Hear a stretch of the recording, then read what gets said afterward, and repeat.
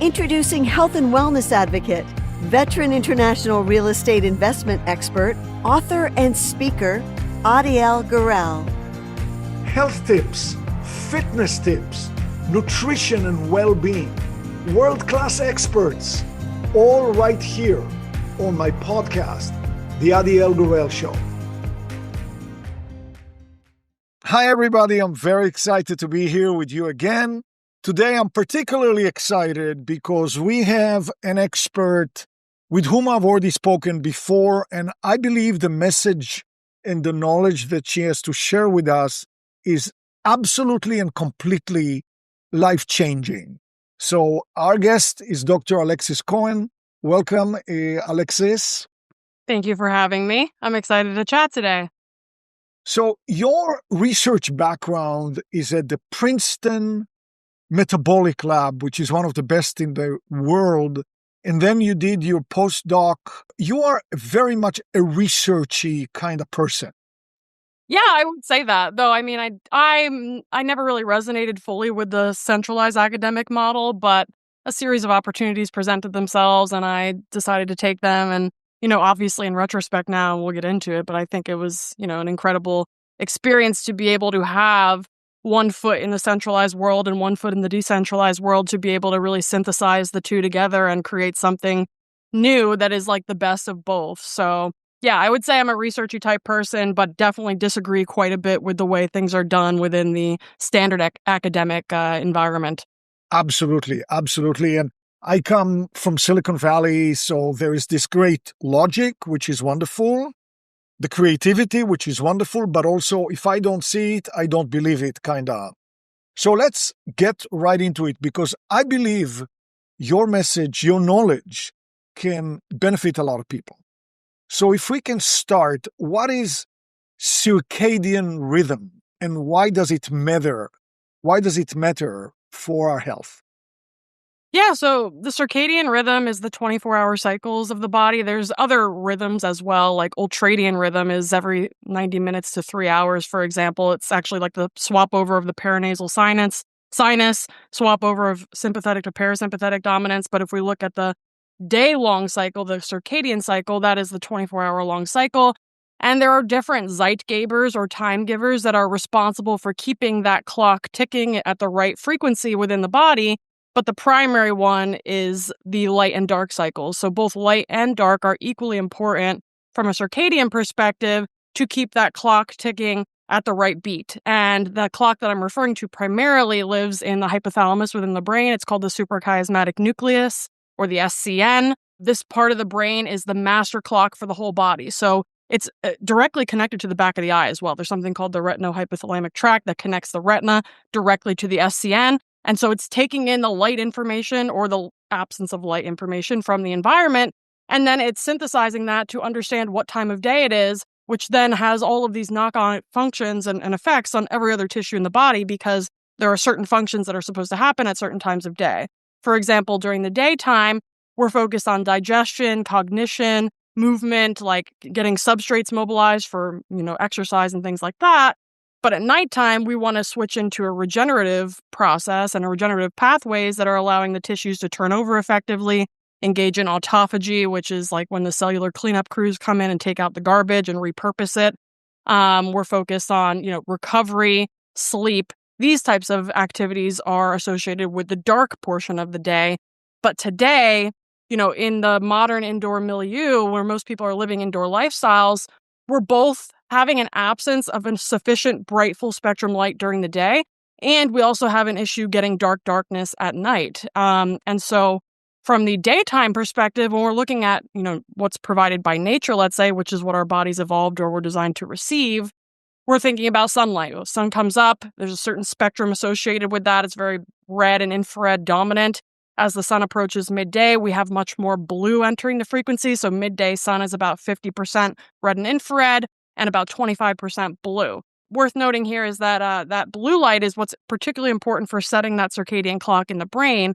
So the brain is looking for that blue signal in balance with the other frequencies of light that are present within sunlight to understand what time of day it is. So we're meant to receive maximum blue stimulation midday. And then, as the day approaches near sunset, we're kind of repeating what we had at sunrise, more red and infrared shift. And then nighttime is supposed to come and we're supposed to get virtually no blue light in our environment. However, that just, couldn't be further from the case now. Most people are, when it gets dark out, they're putting on all of their LED or fluorescent bulbs in the house. They're sitting on their device screens. All of these light sources are highly enriched in blue wavelengths of light, which is directly telling that master clock in the brain that it's daytime when it's actually not. And that directly suppresses the release of melatonin from the pineal gland, which is required for you to go to sleep, get good quality sleep, and be able to, stay asleep throughout the night. So that's really the issue in the nighttime environment. People are, on their TVs and phones right before bed. Maybe some people even sleep with the TV on or sleep with lights on. There's nothing worse that you can do from a metabolic health standpoint, from an endocrine and a sleep quality standpoint than sleeping with lights on or being on devices right before bed. And then on the flip side, during the daytime, if we look at the brightness, because brightness is an important quality of light that is helping to stimulate the neurochemistry we need to be alert, awake, and have a good mood and good cognition. Indoor environments are usually somewhere around 1,000 lux in brightness. And if you contrast that with natural outdoor environments, we're looking between 50,000 and 200,000 lux. So we are in a brightness deficit if we're living an indoor lifestyle that is preventing serotonin from being made effectively, which then later gets converted to melatonin at night. And so most people think, okay, maybe I know I'm supposed to remove light from my environment, especially blue light at night. But people don't also realize that the bright full spectrum light that you receive during daytime is equally as important if you're looking to optimize your sleep. And so, what I personally recommend for people and what I do myself is on days where it's not like thunderstorming like it is here today, I have an outdoor office space where I'm working. I'm usually outdoors from sun up till sundown. And when I come inside, then I'm using my blue blocking glasses if I have to. If we need lights on, we're putting on red light bulbs. We have filters on our device screens so that we're minimizing that blue light coming into the eye so that we're going to have better recovery, better sleep, and start the next day off on the right foot. And there's major metabolic implications here too. So if people have diabetes, if people have sleep disorders, sleep apnea, things like this, there was a really incredible study that came out just a few years ago that showed that sleeping with lights, even dim lights on in the sleeping environment for a single night, in the morning you wake up with higher fasting glucose levels, higher fasting insulin levels, and more overall insulin resistance. Now imagine you're doing that every single day. You're literally creating insulin resistance within the system. And we can get into mechanistically why that is maybe at a later point in the podcast. But suffice to say for now, there's a direct metabolic effect of these lights at night. And artificial light at night, or ALAN, is a really important feature within the medical literature. We see diseases associated with artificial light exposure at night, like shift work and other things that, have this exposure. We see increased risk of breast cancer, multiple other types of cancers, diabetes, cognitive decline, neurodegeneration. All of these diseases are potentiated or in some cases even, contributed to the etiology of these diseases from your light exposure patterns in the evening. And so maybe you probably have a couple questions, but I'll cut it for now from there, and then we can, see wherever you want to go. Well, you've said a lot, and there's a lot to, unpack. But I'll just say, if we go back 200 years ago or 300 years ago, we spent most of our day, outside. We were working, we were farming, whatever we were doing. We were getting all those signals from the 200,000 lux of the sun in all the spectrum of the light, just like on the, the album cover of this, Pink Floyd. Yeah, right. The Pink Floyd, the whole thing. So we were getting it in the daytime. Our central clock, the SCN, was getting the signal right in the morning. Everything was synchronized. Our body was working like it should work. Then the sun went down. There were no computer, there were no light bulbs, there were nothing. There was fire, yes. But again, usually the sun went up, we went up. The sun went down, we went down. And so that was an easier type of an environment. Well, now you could argue many people, especially very young people, live the opposite lifestyle, literally the opposite lifestyle. Most of the day, indoors, maybe in a cubicle. Some people live under the assumption that if they have a beautiful house with large windows, they get a lot of sunlight. But you will tell us very soon how the windows are optimized for efficiency. So they block the infrared portion of the sunlight. They block the UV portions. And so we are sitting indoors looking at the beautiful sky outside, and we are getting an alien spectrum that our body really doesn't know what to do with. And then I don't even want to talk about at night, especially for the young students, which I have a lot of friends with kids in college. And it's amazing. I remember when we were kids in college, we were at the peak of our powers, healthy, happy, running around. Like now I hear from a lot of friends, their kids in college are tired all the time. They say they have, ADHD. And then you look at them and how they live, and it's 100% looking at the phone, relaxing after hours of study at 2 a.m. What do they? They play a game on the phone. So, living the opposite, and then not going out in the sun, especially since, as you will tell us, we have been told that some of the sunlight spectrum is bad for us. So, I know I said a lot, but I want you to go forward with all of this. Yeah, there's so much I could say for college-age kids, but also grade school-age kids. I'm actually really excited. I'm going to be giving a talk next month to all of the superintendents and principals in the state of New Hampshire to help them understand the harms of artificial light sources and screen technology on the kids' learning process and behavior and mood and so many different things to help them hopefully revamp some of their environments, because especially since COVID, I have a 14-year-old stepson, and ever since COVID, they've gone back to school, but now they all have Chromebooks that they are forced to sit on all day. Instead of having, analog writing and paper, they're now typing on screens all day long. And then most of the kids come home and then they're playing computer games with their friends, or they're sitting on their phone.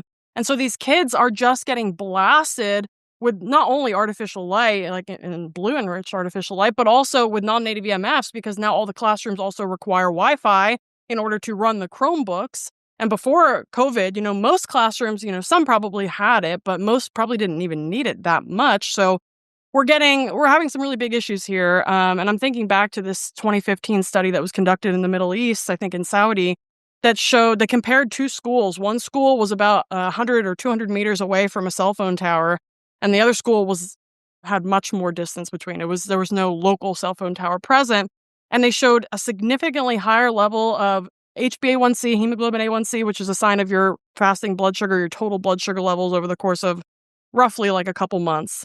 But also higher incidence of type 2 diabetes diagnoses within these school kids that were next to the cell tower. And this research goes way back to the 50s and 60s that actually got buried. So Robert O. Becker, who wrote The Body Electric, highly recommend everybody check out his work. But he was a real pioneer in this space back in the 50s, 60s, and 70s. And he was actually canceled for blowing the whistle on the biological harms of non-native EMFs.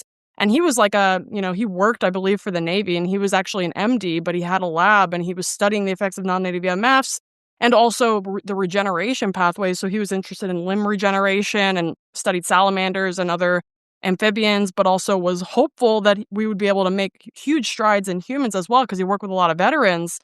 But as soon as he started doing research into the ill effects of what the military was up to with regards to their big radar towers, in this case, it was something called Project Sanguine, which was this giant ELF, extreme low frequency emitting tower that was allowing or facilitating the communication of troops on the land with troops in submarines, way down. And the ELF frequency is also extremely important here, because there's a natural ELF that we all experience when we're connected to the earth, when we're outside, and especially with bare feet on the earth, that's called the Schumann resonance. And the Schumann resonance, Becker found, has major, major roles in regulating metabolism, regulating the cycles within the body, and that any non-native ELFs that were used by, let's say, military actually interfere with those signals that our body is receiving to understand how to regulate itself, essentially. And so anyway, in 1977, he blew the whistle on 60 Minutes about the harms of this stuff. And within a couple days, his entire lab was, all the funding was pulled and he lost his livelihood. And so that research had been buried since then. So a lot of people, when you talk about non-native EMFs, they'll say, oh, that's woo, or, that's not proven. There's not enough evidence. We have a ton of evidence. It's just not been, put under the spotlight, and probably purposefully so, because there has been this just this incessant push towards like a technocracy state and smart cities and smart homes, etc., for the past few decades, actually. I mean, I'm sure it was being teed up even back in the 70s, because most of this technology doesn't get rolled out to the public until it's been around 10, 15 years within the private sector or within the military sector. So we have a lot to go up against with regards to this, but I'm especially concerned about the kids because they are more vulnerable. The nervous system isn't fully myelinated until between 28 and 39 years of age is peak myelination in the brain. And myelin is this protective covering on the central nervous system that provides some level of insulation as well. And so when you're exposed to a lot of these frequencies and your nervous system isn't fully protected, you're much more vulnerable to having negative effects on brain function and cognition and learning and mood and behavior. And there were some really interesting studies done by John Ott back in the 1980s. He wrote the book called Health and Light, but he did these like slow time-lapse photography. And he was filming school children in a classroom under fluorescent bulbs. And you watch this time lapse and you see all the kids are fidgeting, like they're not paying attention. They can't sit still. Like there's some specific children that had like diagnosed ADHD and like learning disorders, things like this. And then he shows the after, where after they change out those bulbs to either let natural light in through the windows or having the full spectrum bulb put in the place of the fluorescent bulbs. Now you see the kids are actually able to sit and learn and focus. And there were a couple kids that had very bad, like they could not sit still. They were rocking back and forth the whole time. And once those lights were changed, they were able to relax and they were able to, just be present. And that's just like the smallest change you can imagine, right? Like this is also very low cost. And so we're so quick to medicate kids with Adderall, Ritalin, etc., versus actually curating an environment that supports their biology that will then allow them to learn and to focus and to, behave, quote unquote.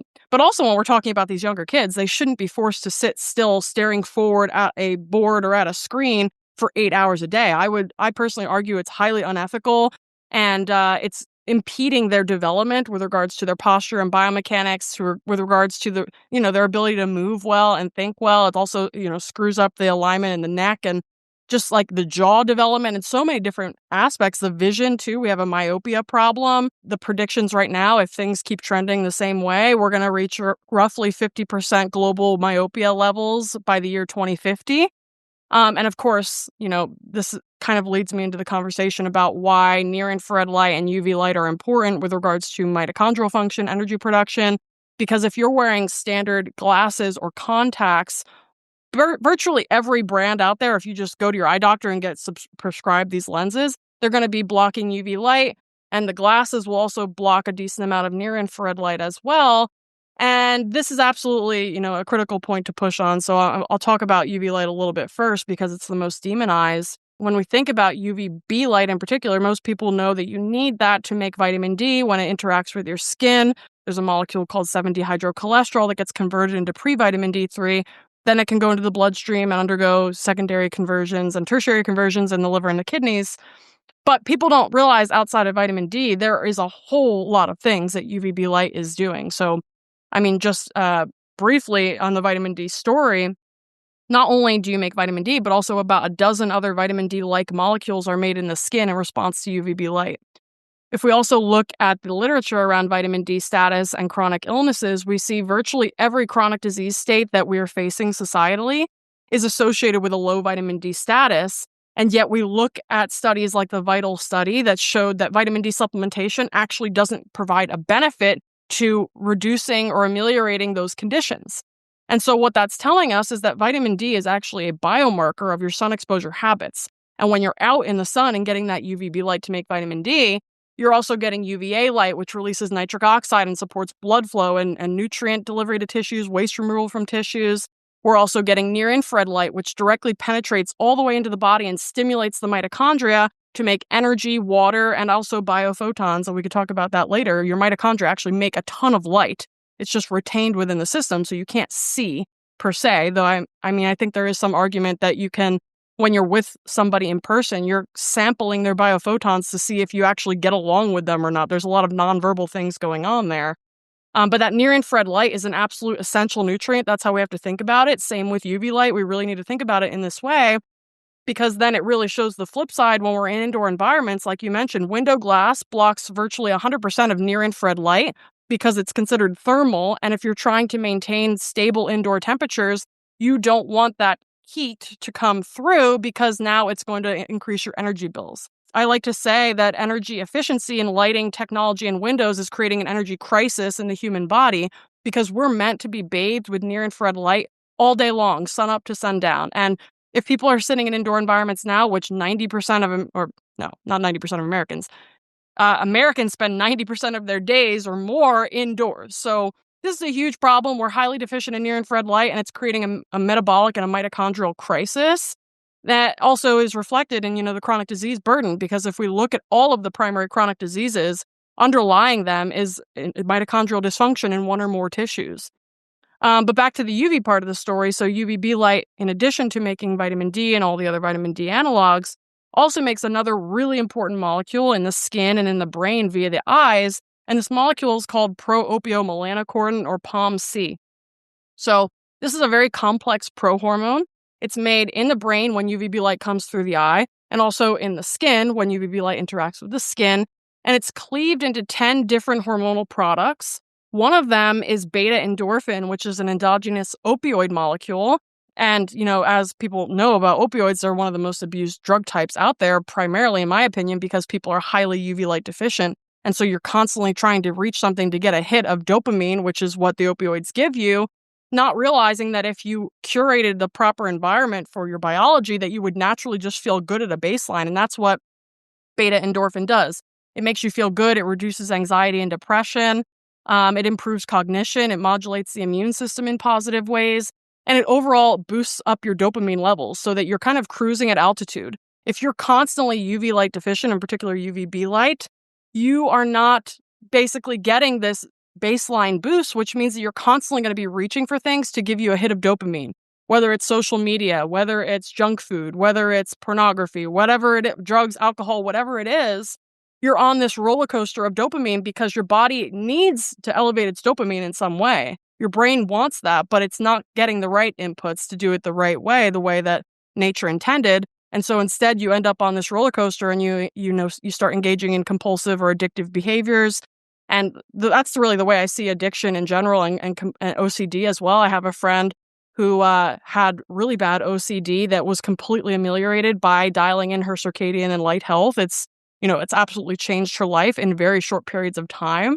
And that's also the other major benefit of this work, is that people see changes really quickly. Like when I first started incorporating these practices, just getting out in the sun in the morning, first thing, getting that bright full spectrum light in my eyes, spending as much time outside midday as I could with as much skin exposed as I could, and then blocking blue light at night, whether it's using red bulbs, blue blockers, etc. Immediately, I was sleeping through the night for the first time in memory. And this was like about 2 years ago, a little over 2 years ago. Previously, I would fall asleep, and then I would wake up in the middle of the night, tossing and turning, struggling to fall back asleep. And then that would result in me sleeping in, because now I wasn't, able to get the full sleep period in a continuous fashion. I had to, sleep in to get my hours. And so it completely changed my efficiency throughout my day, because now I got all this time back because I wasn't fighting with myself to get to sleep. But people see immediate mood changes too. Like I mentioned, the beta endorphins from UV light are very mood boosting and reducing anxiety. And we see benzodiazepines, another drug that's hugely abused and overprescribed, that are highly, highly addictive from a physical standpoint. So benzos are some of the hardest drugs to get off of. Alcohol and benzodiazepines are two of the ones that give your body a physical dependency the quickest. And oftentimes we see them given out like candy. It's not alcohol, obviously, but the benzos. And so it's just really frustrating to see the centralized pharma-based model is not looking for solutions for people. It's looking for patches that then, make you a customer for life, essentially. But people can do a lot in their own lives, just like I mentioned, getting this UVB light. Because the other portion that people will be interested in, since obesity and diabetes are such big issues, is one of the other cleavage products of POMC, which is alpha MSH. So MSH stands for melanocyte-stimulating hormone. And as the name implies, this factor stimulates the melanocytes to make new melanin. So that's how you get a tan in response to sunlight. That new melanin is produced. And UVA light also plays a role here by helping to change the melanin granules and bring it towards the surface. So the tan that you get acutely from going out into the sun is actually existing melanin coming towards the surface. But then there is this delayed melanation that happens over the course of 1 to 3 days, which is the new melanin being produced. And that's only by UVB light. But in addition to stimulating the production of melanin, which I definitely want to talk about with you because melanin is just like this super molecule that plays such important roles that nobody, talks about in the mainstream. But this alpha MSH also works in the hypothalamus. And when it's interacting with the hypothalamus, it decreases appetite and increases energy expenditure. So from an obesity standpoint, what we really see is, appetite is dysregulated. So you want to eat more, hyperphagia, you want to eat more than you actually need. And energy expenditure is also declined. So that means you're burning less calories at rest. And so when people talk about obesity in the mainstream, they're really talking about calories in, calories out. And it's such a fallacy because that equation, although true, is highly complex, especially the calories outside of the equation, because that is entirely controlled by your brain, which is directly related to leptin and insulin. So when we think about leptin resistance, leptin is directly tied in with this pathway. There's something called the leptin-melanocortin pathway. The melanocortin part of that refers to the receptors that are stimulated by alpha MSH. So leptin signals the production of POMC in the brain. But if leptin resistance is present in the system, when leptin binds to the receptor, there's something that cuts that signal from being relayed to actually produce the POMC, which would then lead to the increase in energy expenditure and decrease in appetite. And so leptin levels can be elevated in the bloodstream, but the brain is sensing that there is low energy availability because for those of people who don't know, leptin is like the energy accountant of the system. It is a factor that's secreted by subcutaneous fat. And so it's telling the brain how many electrons are available because when we look at, how energy is produced from macros, let's say, we're really thinking about electrons and protons. It's really the electrons that is allowing that energy to be made. And so leptin is this electron accountant, but if the brain isn't properly able to sense the amount of leptin that's in the blood, even if levels are high, it's perceiving it as low because the signaling cascade is broken. Then, of course, the body thinks, oh my gosh, we're going to starve, like we have nothing available. We need to keep eating and we need to reduce our energy expenditure because we're trying to conserve. We're in this survival mode. Versus in a leptin-sensitive brain, there is this sense of safety and abundance where it's like, oh, we can relax. Like we don't have to worry about, keeping eating all day long because now we know we have plenty of energy on board. So we don't have to worry about that. And so leptin resistance is a major issue that is exacerbated totally by the light in the environment. There was actually a paper that came out, I believe, in 2019 that showed that the light exposure onto your body directly impacts the amount of leptin released from subcutaneous fat. So remember, subcutaneous means right below the skin. So this fat tissue is actually directly interacting with the light coming in from your environment.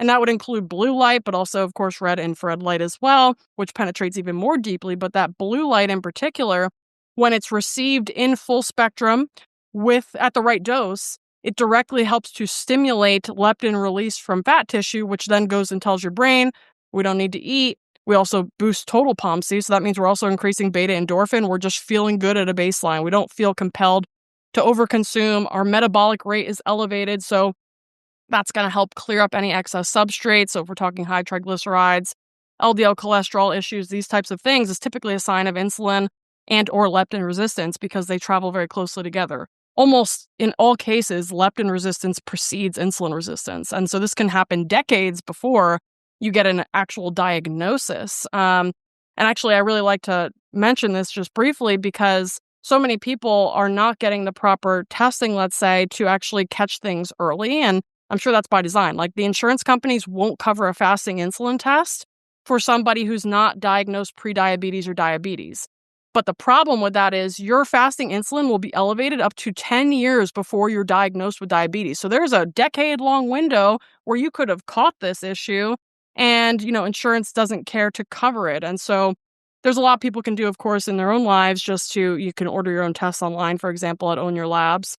But in general, even if you don't want to do labs, you can just start to work on optimizing your lifestyle. There was a study that came out in January of 2022 from Glenn Jeffrey, who is a light researcher, and he showed that just 15 minutes of 670 nanometer deep red light exposure followed by an oral glucose tolerance test, which measures your level of insulin sensitivity, resulted in a 30% lower level of total glucose from the oral glucose tolerance test. So simply getting enough red infrared light in your environment, and I just tell people to take their meals outside when they can, is a really dramatic way to reduce your blood sugar response to meals. And that is because it's directly stimulating your mitochondria to be able to sponge up that glucose or that fat from the meal so that it's not stagnant and sitting in your bloodstream waiting to go somewhere. And so that's just like an easy thing that people can do, taking their meals outside whenever possible. And, it's something that is accessible, it's free, and it's another reason that I love working in this space is because most of the recommendations are free or very low cost and will absolutely change the way you feel in a very short period of time. So talking about that, let's bring it down now for the listener who went on a tangent with learning about POMC and learning about, the things that we can do on the simplest level, to optimize, our health are ridiculously simple. You said, spend more time outdoors. That doesn't cost a penny. I heard before it's a good thing to be out close to sunrise. And I think I understand why, because there's a lot of red and infrared. There's a little bit of blue, and it kind of wakes up your clock and starts everything ticking in the right way.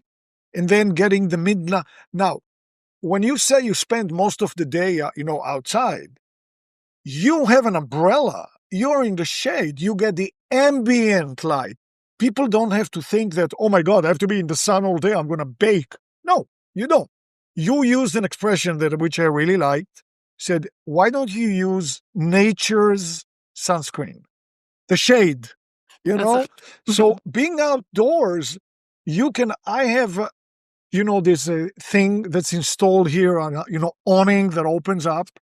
Can sit out there, enjoy the view, enjoy the day. I'm getting ambient light. I'm not baking in the sun. If I want to walk in the sun, excellent for me. But I can do it for 5 minutes, for 10 minutes. So basically what you're saying, spend more time out in the sun. Now, if you are a worker, a student, maybe you can just open up your window, right? Yep, that's one way to get natural light coming through because then you're not having that window filtering the light that's coming in. When you're outdoors in the shade, especially if there's any green plants around you, green plants reflect a ton of near-infrared photons, so you're still dosing your body up with this very beneficial wavelength of light that's supporting your mitochondrial function and the hydration of your tissues, even if you're not in direct sun. Having said that, because I'm mixed, so I'm half black and half white, so I have quite a bit of melanin, and I'm at 40 north latitude, right? I'm in Jersey, so when I'm working outside on my laptop, I definitely have my umbrella up to at least cover my computer. But usually I've been in the sun all day long. My skin can actually tolerate a ton of it because I have quite a bit more melanin, especially now that I've been working on my so-called solar callus, as Jack Kruse would say, where you're gradually building up your melanin over time. I guess I'm trying to get at is the more melanin you have in your skin, the more direct sunlight you need to be healthy. And the proxy for that is vitamin D. So melanin is a sponge for light. All frequencies of light. The only frequency of light that melanin doesn't really absorb too much is that near-infrared range. And it actually makes sense that you would want that because it turns out that water really loves to absorb near-infrared light, and most of the body is water. Between, 60 and 80% of most people walking around, depending on age, is made of water. And that water gets charged up by near-infrared light, and it actually can, what's called charge separate. So this is Dr. J.L. Pollack's work. He discovered the fourth phase of water, where basically when it's exposed to certain frequencies, it can charge separate into positive and negative charge, which basically serves as a battery that can then power metabolism directly, independent of ATP, which is like the so-called energy currency that's typically talked about in textbooks. And so outside of that near-infrared frequency, melanin absorbs all wavelengths of light from gamma radiation all the way up through the radio frequencies of 5G, Wi-Fi, etc. And it's actually really interesting because there were some researchers at Chernobyl that recently found these mushrooms that are thriving there that are very, very dark colored. And turns out they are chock full of melanin. And furthermore, that melanin is actually directly harnessing the gamma radiation in the environment to make free energy. And there's another researcher in the space kind of on the human side of things called Dr. Arturo Solis Herrera, who's been testing this hypothesis that indeed, even in humans, we can use melanin to make free energy from the light in our environment. And so it's so-called like human photosynthesis, And that's something that's being, further researched and I hope to also look into in my lab. But I mean, it kind of makes sense, right? Because if we're saying that UV light stimulates melanin production, and we're also saying that UV light inhibits appetite, if you look at that equation, it's like, okay, you must have less of an appetite because you need to eat less energy because you're getting energy from somewhere else. That's like the logic. But in addition to that, melanin also plays really important roles in detoxification. It's a free radical quencher, so it serves as this potent antioxidant within the body. It's also a major heavy metal chelator. So when you have that melanin around, it's able to pull heavy metals out of the bloodstream and sequester them away from the tissues to protect the tissues from damage. And I like to point to the example of if you compare city pigeons with like country pigeons, the city pigeons are very dark. And there was a research paper published in Science about a decade ago showing that the dark melanin pigment in the feathers of pigeons it's cultivated to pull the heavy metals from the brake dust and all the other pollutants in the urban environment. And so it's actually serving a protective mechanism. But the country pigeons don't need that melanin because their environment is more clean, let's say. So melanin plays all these really important roles, but on the flip side of that, if you ask any centralized physician, especially dermatologists, about this, they'll say there's no such thing as a healthy tan. And it's just absolutely preposterous when we look at melanin biology, how all the incredible roles that it's playing. To say that is just very disingenuous and not actually evidence-based with like the most updated evidence that we have. But to circle back, so because melanin is the sponge for light, what that means is that there's less UV light, let's say, to make vitamin D or to make POMC because it's getting sponged up by the melanin. And so that's why if you live at a more northern latitude and you have darker skin, you need way more time in direct sunlight than somebody with light skin because you need to compensate for that presence of melanin. And if we look, at skin tone across the different latitudes, we, of course, will see darker skin near the equator, and especially near the equator at high altitudes, because that even further increases UV light in the environment. And so that's an adaptation. And I mean, some people would argue that's an adaptation to protect the body from UV light, but I would actually argue that it's an adaptation to harness the UV light in the environment productively. I think it's kind of just like a perspective shift, because if we're constantly fear-based perspective around UV light, of course, we're just going to cherry pick the evidence that supports that versus looking at the full picture. Anyway, so this just suffice to say that the more melanin you have at the higher latitudes, the more direct sun you need to compensate for that. And you can use vitamin D as a proxy. So what I typically recommend to people is you're looking for a vitamin D, a 25 hydroxy vitamin D, which is the blood storage form, of between 60 and 80 nanograms per milliliter. And if you get there, that's a good sign that you're getting enough sunlight for your biology, for your amount of melanation. So for me right now at 40 North latitude, I'm basically in direct sun all day long, and I haven't burned once since I started, being out there in March. I didn't spend too much time out there in the winter because my brain doesn't function very well if I'm cold. It just like starts to shut down slowly. But I also do engage in direct and targeted cold exposure, cold plunging, which we can talk about a little bit later, the benefits of that. But yeah, so there's some nuance to be had there. Like some people will benefit immensely from getting more direct light. Some people need way less time and smaller doses if there's less melanin present in their skin. So I really like to add nuance to that conversation because I feel like typically there's just information provided to everybody that's really focused on white people. And it's neglecting a large swath of the population that actually have different sunlight needs. And to the point where like the propaganda goes so deep that there's literally a brand of sunscreen on the market that's called Black Girl Sunscreen. And like when I saw this, I just wanted to like scream because I'm like, you're missing an incredible opportunity to protect and support your biology, your metabolism, like so many benefits of charging up that melanin with sunlight. But, the propaganda just runs really deep. So I'm doing my best to help spread this information to the Latin countries. I have some connections down there that were, disseminating the information down there because there's a lot of colonialist mindset still down there about like lighter skin is better and you don't want to get darker because it's a sign of like class issues or whatever. And it's just, we need to get beyond this and like start really being evidence-based in like the actual form of evidence and not just the centralized evidence, let's say. So since you talked about sunscreen, let's talk about that. We already have established it's very good practice, a very simple practice for every one of us to spend more time outside. Whether we're in the shade, with indirect light, or we walk in the sun, more time outside. Now, some people will tell you back, no, I'm a woman. I heard that just about a week ago. I'm a woman. You don't understand. I can't afford to get wrinkles. I need a lot of sunscreen. Can you talk about that? Yeah, well, so there's a bit of a misconception here. So, I mean, a couple things. All of the research showing harms of UV light was done with UV light in isolation. If we look at midday sun, we're talking about less than 10% of that light being UV light, over 50% being red and infrared light.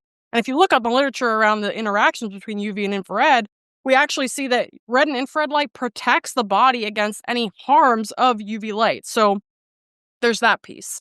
It's disingenuous to market the research around UV light in isolation as what you're getting from the sun, because it's nothing like what you're getting from sunlight. The other thing I'll mention here is that outside of UV light, if we look at far infrared light, which is essentially like if you make food in the oven, you're using far infrared light to cook the food. So the sun also has far infrared light, and it also plays important roles in creating that charge-separated water that powers metabolism. But if you get too much of it, like if you feel your skin getting really hot, that's a sign that you're getting too much of that far infrared light, and that's actually going to create changes in the collagen networks of the skin that can create more of a leathery texture. That's like, it's basically dehydrating the skin because it's evaporating it off. Your skin's getting overheated. So that's a far infrared issue. That's not even a UV light issue. So in that case, I usually tell people you can typically tell if you're starting to burn or you're getting overheated. That's a sign that it's time to take a break.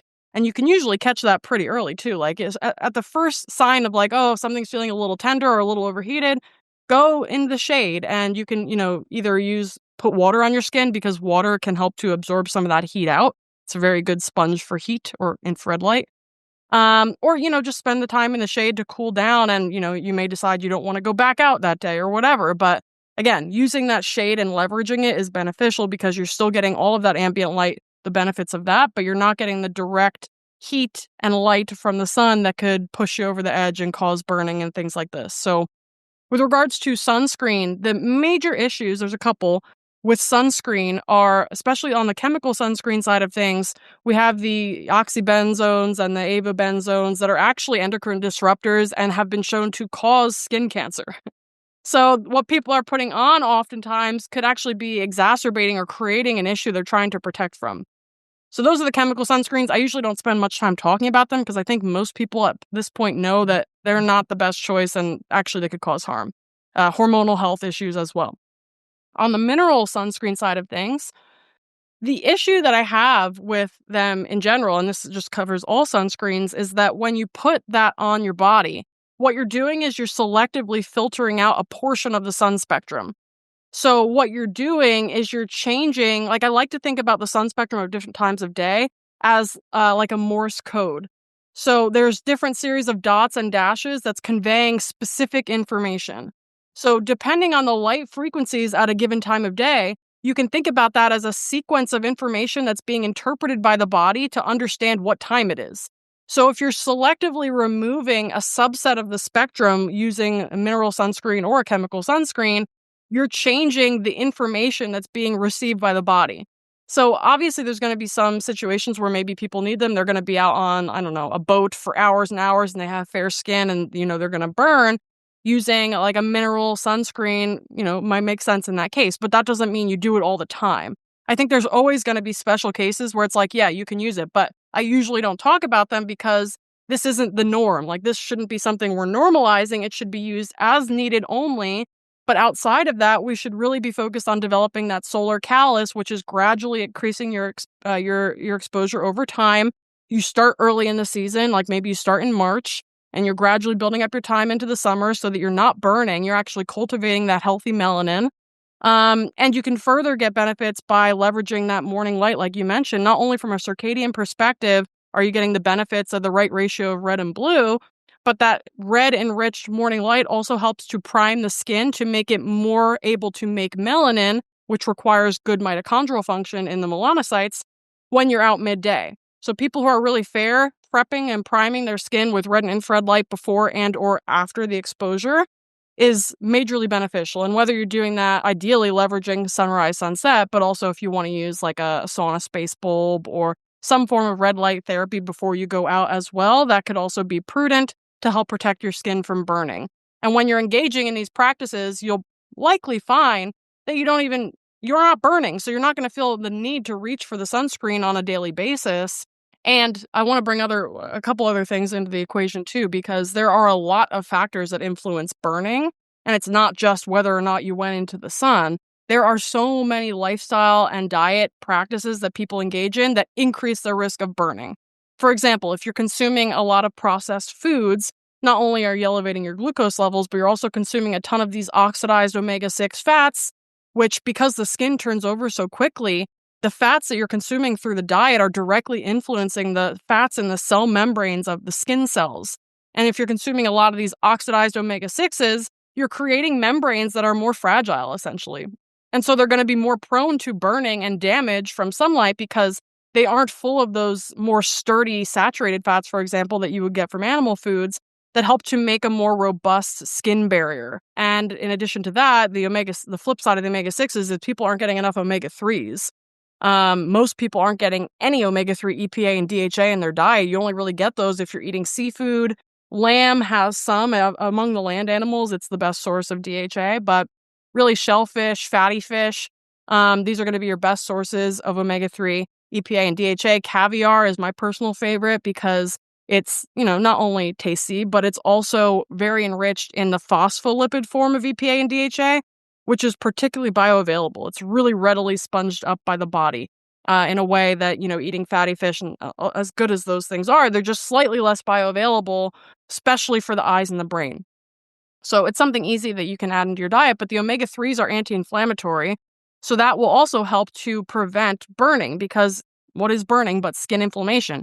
If you already have a baseline inflamed skin barrier, you're going to be more likely to burn. There's also circadian aspects to this. So it turns out if you're eating late at night, you're going to be more likely to burn the next day because your skin clocks think that it's daytime when it's actually nighttime. So eating is one of the other inputs that can influence the circadian clock, especially of the gut and the skin. So if we're eating late at night, we're telling our body that it's, the wrong time of day, which means that the next day, the skin clocks are a bit out of whack. So they're not going to be able to mount the melanin response as efficiently as skin that did not have to go through that same, exposure pattern the day before. We also have to talk about our tech exposure. So the non-native EMFs, the artificial blue light from screens, TVs, phones, computers, tablets, LED lights, fluorescent lights.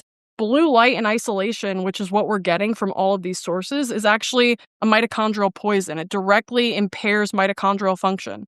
And as I mentioned earlier, the mitochondria in the skin not only are responsible for making new melanin to help you tan in response to sunlight, but they are also helping to mitigate the inflammatory environment as well. So when those mitochondria become dysfunctional, we get this leaking of reactive oxygen and nitrogen species outside of the mitochondrial environment that foments inflammation in the skin. And again, because sunburn is already inflammation, if you have an already inflamed skin barrier, you're going to be more likely to burn. So all of these behaviors that people are engaging in and dietary practices are influencing whether or not they will burn. It's not just a matter of, you went out or not into the sun. It's like, what does your life look like that is setting you up to burn or not? And so I really like focusing on that too, because that, it really can just change the game. And I've heard so many people that have reached out saying, I started eating whole foods and I removed processed food from my diet and I literally don't burn anymore. It's crazy, but it's actually not crazy. It's very much rooted in logic and science. Well, I heard you speak about your own experience, that you used to consider yourself a night owl, going to bed very late at night, waking up early. I pretty much the same when I was younger, extreme. But even recently, I was a guy who goes to bed at midnight, wakes up at 8. Now, when I started going out and especially trying to not miss the sunrise, after a few days, this is an N1 type of an experiment, just me. After a few days, I became a guy who goes to bed at 10 p.m. completely naturally. I'm not trying to. I wake up at 6. Guess what? For the sunrise. And then it just makes it better all the time. And I can see, again, this is an experiment with N equal 1, just me. I can see my day somehow flows better. Things get done. I mean, this is just so simple. Again, I'm almost afraid that it won't get far and wide because nobody makes money out of going out in the sun. I know, yeah, and I've heard this N of 1 experience from so many people. I actually have multiple autoimmune patients that have either, come to me to get help or already kind of fell down the rabbit hole that it reversed their conditions by primarily the thing they started doing was aligning their life with sunlight and going out for sunrise, because as soon as you start catching the sunrise, you're getting all of those hormonal benefits. So that red and infrared light in the morning helps to turn on the pituitary gland to make pregnenolone, which is the precursor to all the steroid sex hormones. So you're getting a huge boost in that department, which helps so much with mood and in women with cycle regulation and in women and men for feeling strong and having energy, which is what testosterone provides to both women and men. Most people don't know that women have higher levels of testosterone in their blood than estrogen. So it's a dominant hormone in both sexes. So you're getting all those incredible benefits. You're turning on your mitochondria and getting them ready and moving and firing for the day. You're dialing in that SCN to help tell it what time of day it is. So everything is just starting off on the right foot. And when you start on the right foot, everything else starts to get easier as well. You start making better decisions. You start thinking better. You can actually critically think perhaps for the first time. And when I see a lot of the issues that people are facing, a lot of it comes down to these environments that we're curating, which is literally dumbing us down. We're not able to think well and to actually see reality for what it is. We're getting hypnotized almost by our technology. We're just completely enamored with it. And it's been designed in a lot of ways to hijack our dopamine centers and make us addicted to using it. Not only the social media itself, but the screen technology itself also hijacks that dopamine reward center in the brain that helps keep you on that screen for longer. Anyway, there's a lot to unpack there about also why that's the case, because one might think that, you didn't necessarily need to make screens in this way. What most screen technology uses is blue pump LEDs. So what it basically does, it's an LED that makes blue light, and then that blue light is run through filters to make the other colors of light. But if you look at it on a spectroscope, you see a huge peak in blue relative to the other colors. And so, why that's the case is, another story, but there's brands like Daylight Computer out there that are now making blue light free tablets, for example. They're going to make computer monitors as well, possibly a cell phone in the future that does not use LEDs or blue pump LEDs at all. What it uses e-ink technology, but it has a super high refresh rate. So it's as if you're using a regular computer, but it's not having that blue light. And if you need to use it at night, you can turn on the amber backlight. But the nice thing about e-ink is that when you go outside, there's no glare, right? So you're using the ambient light to be able to see the screen. And that means it's very, very good for working outside if you're trying to shift your lifestyle in that way. Mine is on its way, by the way. Yours on the way. Good. Yeah, we love ours. It's great. Most of my friends have it too. And it's great for studying, reading books. If you want to read an ebook on something like this, it's great. They also have an update coming, I think either this month or in June, that's going to allow you to connect a third-party webcam, so you can even do Zoom on the tablet too. So it's ultimately going to be able to replace, a computer like the one I'm using, like the MacBook I'm using right now. But for people who need to use some of the blue pump technology, what you can do is start to incorporate some filters. So the Apple devices, you can use the endogenous filter to make it more of a red or amber hue. I keep mine on amber all day long. There's also software like Iris, which you can find at iristech.co, or Flux. It's f.lux. And both of those allow you to basically tune up or down the amount of redness or amberness that your screen has, depending on the time of day. Another really important thing is if you know you're going to be in indoor environments for most of the day, obviously do what you can to not do that. But if you have no choice, trying to optimize the lights that are in your environment is huge. So right now I'm using Chroma Sky Portals. They're great ring lights as well for filming, but they have tunable redness and tunable brightness. So you can adjust it depending on the time of day. They also provide 10,000 lux of light apiece. So they are very bright. And again, that's super important. We want to get enough bright, full spectrum light in our environments, especially, in your office environments or wherever you're spending a lot of time, so that it's going to be stimulating your cognition and your neurochemistry so that you're able to think well and work efficiently. So leveraging those, you can also leverage incandescent bulbs. I highly recommend. We're working on Scott Zimmerman, and there's a couple other people, Martin Moore-Eid, are working on trying to reverse this incandescent ban that is set to go into effect in 2028. A lot of people think that it was already overturned with the Trump administration coming back, but it's not the case. We actually have to go back and revise the 2008 Department of Energy bill that basically stated that you need a specific amount of visible light output per energy consumed. So again, this is going back to energy efficiency. Incandescent bulbs are seen as inefficient because they release a ton of infrared light, which is heat, which is seen as not contributing to the efficacy of the bulb because it's not contributing brightness. But what it's doing is it's providing an essential nutrient into the environment that is interacting with our bodies and supporting our metabolic and mitochondrial health.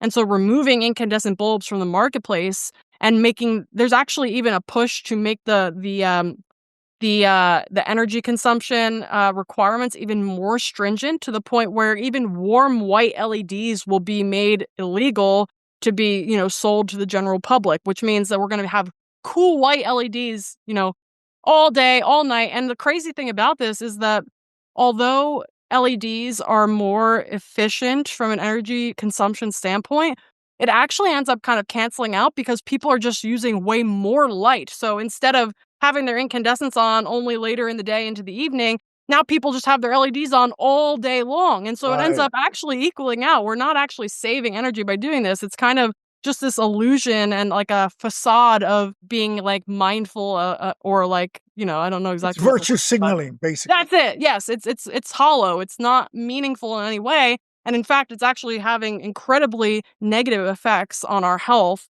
and the health of the kids. And so the more we can do to help, regain a healthy light environment, it just supports so many things and will help people to get off, meds or stay away from meds and just feel better at a baseline, be able to think better, work more efficiently.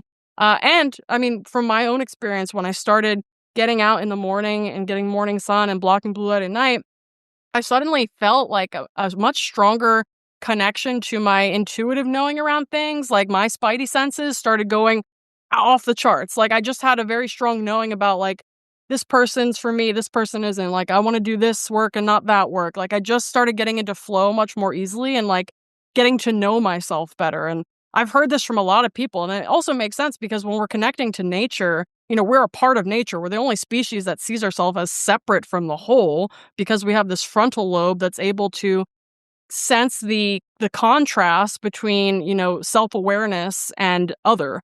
And so I think the more we connect to our roots in the form of nature, the more we're able to tap into things within ourselves that we didn't have access to previous to that because we're disconnected from our life force energy. And we didn't talk about grounding, but I mean, I'll just say briefly that when you connect your feet, your hands, or even just the smallest piece of your skin to the earth, whether it's like you're on grass, sand. Right now I'm standing on a grounding mat that has a wire that runs out the window into the backyard. Whenever you're connecting to that, you're allowing your body to dissipate excess positive charge. And that's really important because we need the right balance of positive charge protons to negative charge electrons to optimize our mitochondrial function. And we have tons of studies conducted in humans to show that even 25 minutes of daily grounding is able to dramatically reduce the inflammatory burden within people's bodies. So it's really, really important to maintain healthy grounding practices as much of the day as possible. And if you think about even just 100 years ago, we were almost always grounded because all natural materials facilitate the grounding force. Like leather. Leather, yep, cotton, linen, any natural materials will allow that to happen.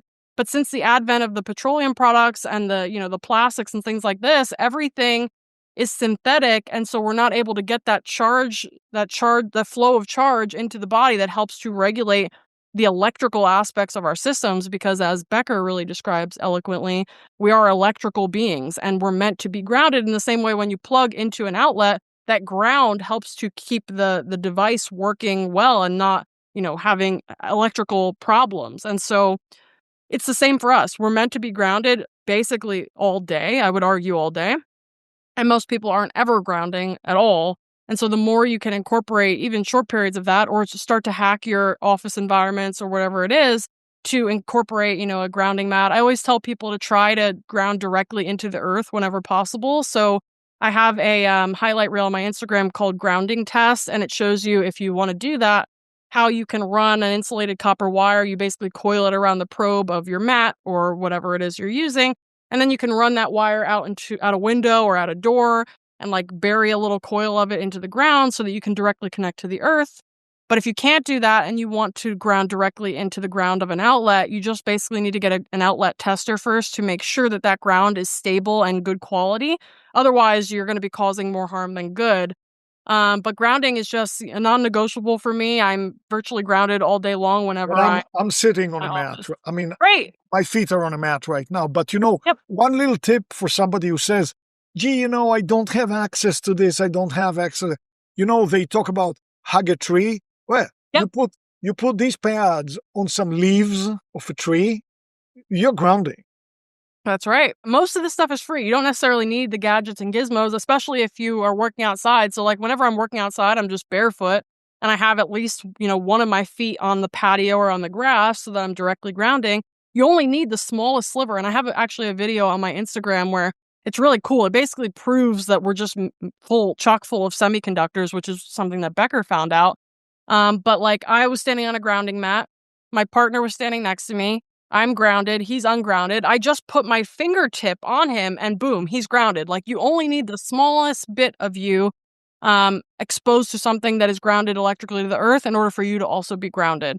And the other thing that I will just briefly mention, and then I'll toss the mic back to you, is that whatever you can do to optimize your sleep environment is going to be the lowest hanging fruit because that's 8 hours of your day every day. It's a third of your life. And so if you can get that right, like if you can get a grounding mattress cover or grounding sheet that you use, ideally, again, plug it into the earth. But if you can't, test your outlet, plug it in there. So then you're grounding for 8 hours. If you can turn your Wi-Fi off at night and just remove your devices from the sleeping environment, you create a non-native EMF sanctuary as well. You're getting that darkness, like as dark as possible. So blackout curtains if you need them, if there's artificial lights outside the window, using red bulbs in the room if you need them, but turning everything off at night, putting electrical tape over any indicator lights on devices that are plugged in. You want it to be pitch black, like not even see a hand in front of your face. And if you get that right, you're setting yourself up for success because, again, that's a third of your life that is super dialed in. And then, whatever you can or can't do throughout the day is another thing. But that creating that sleep sanctuary is absolutely crucial from a health perspective. The next thing I want to talk about glasses to mitigate blue light. And also, I want to talk about blue light blocking glasses at night. Do you wear them all the time? Should we wear them all the time? Even though our devices are kind of like a little bit on night mode, so to speak. What do they do for us? Can you talk a little bit about that? Absolutely. So I see blue blocking glasses as like a last resort. And the reason for this is that although the light coming into the eyes is probably the most important, especially from a sleep and a melatonin perspective, because that blue light is going to directly suppress melatonin release in the brain. That's going to allow you to get sleepy and fall asleep, etc. But there are also what are called photoreceptors or light receptors all throughout the skin, the blood vessels, like deeper parts of our body. And so if we're exposed to blue enriched light in the environment and it's going onto our skin, even if we're blocking it into our eyes, it's still suboptimal. So anytime that you can optimize the light in your environment, that's going to be the first choice. So leveraging like red incandescent bulbs or, I don't know, dim red LED bulbs. We didn't talk about like flicker, which is a major issue with LEDs, but anything but bright white LEDs at night is going to be a better option.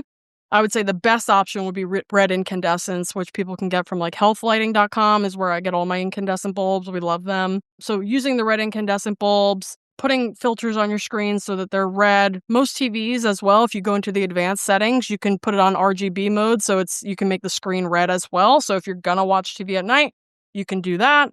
So that's going to be the first choice. And whenever you're in an environment that you can't change the light environment in any way, that's when you want to pop on the blue blockers to at least protect your eyes and your brain from the blue light in the environment to help support your sleep and your circadian rhythms.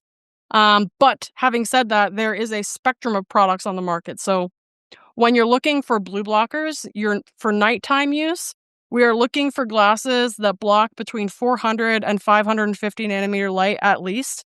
And that's blue through blue-green. Most blue blockers that people get from like their eye doctors or if they get the coatings on their glasses blocks maybe 5% to 10% of blue light. It's very negligible. It's not going to do the job that we needed to do. And the reason you know that is if you look at blue light, you should not be able to see blue with your blue blockers on. It should look gray, in fact. So if you see any blue, that's a sign that your glasses are not blocking what they need to be blocking to protect your brain and eyes in the evening time.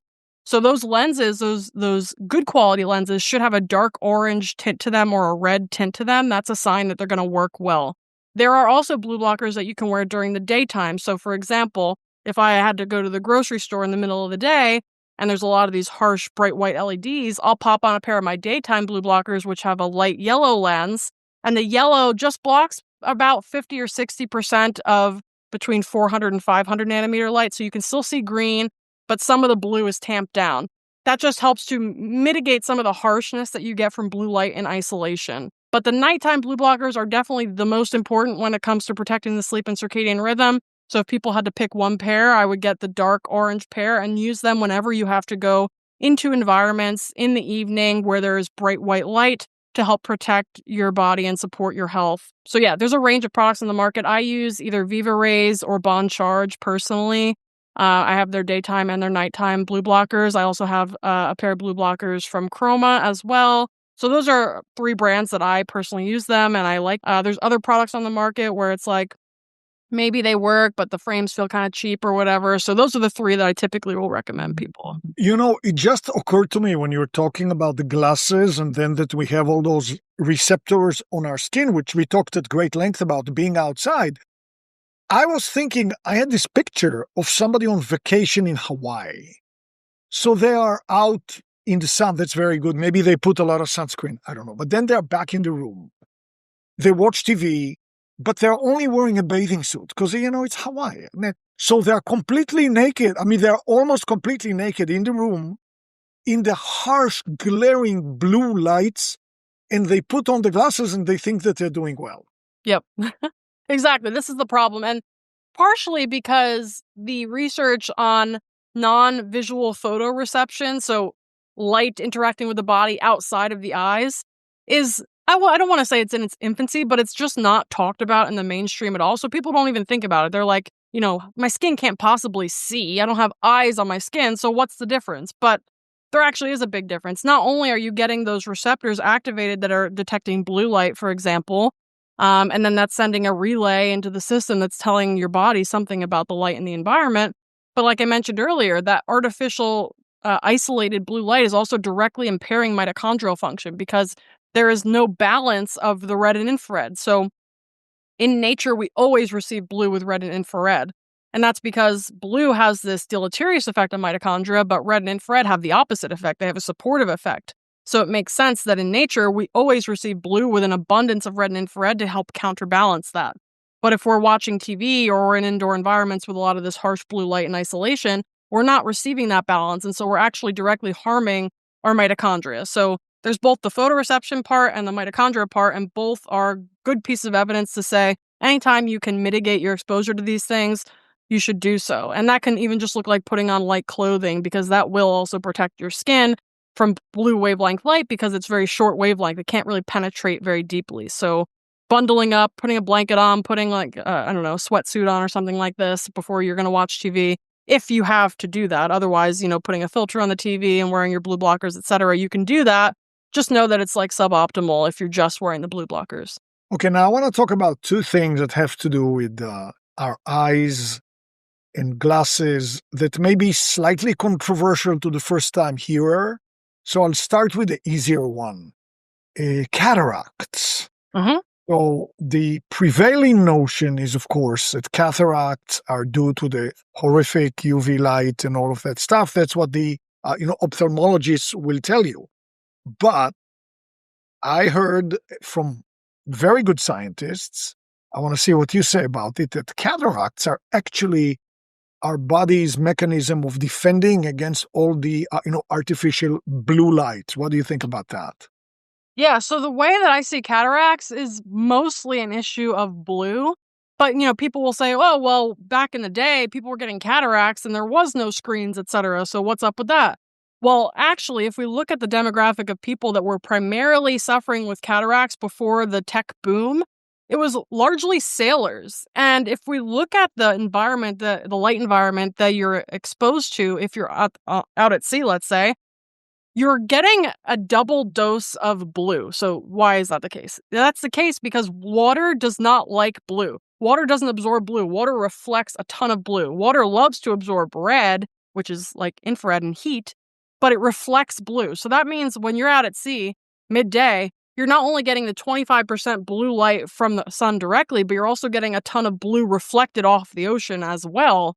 And so blue, I think, will probably shake out to be the primary white light wavelength that's increasing prevalence or susceptibility to cataracts because the eye wants to protect itself against those high energy photons. The UV portion is so small in comparison to the 25% blue plus the double dose that I think it probably plays a much lesser role. And if you actually look at the initial studies that were done with UV light to show that it's harmful to the eyes, it was horrific what they did. What they basically did is they took rodents, they held their eyes open, and they shined UV light in isolation into their eyes. And then they were like, oh, it's bad. Something happened. They got cataracts or they got eye damage or whatever. And it's like, this is completely irrelevant to the real world and highly disingenuous to suggest that going out into the sun without quote unquote eye protection, that you're going to get the same effects as these rodents that were tortured with UV light in isolation. This is just not the same thing at all.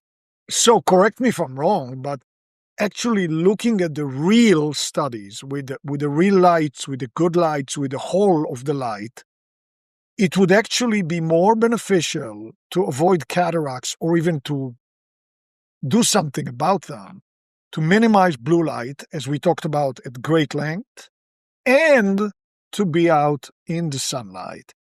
And in the sunlight, getting all the spectrum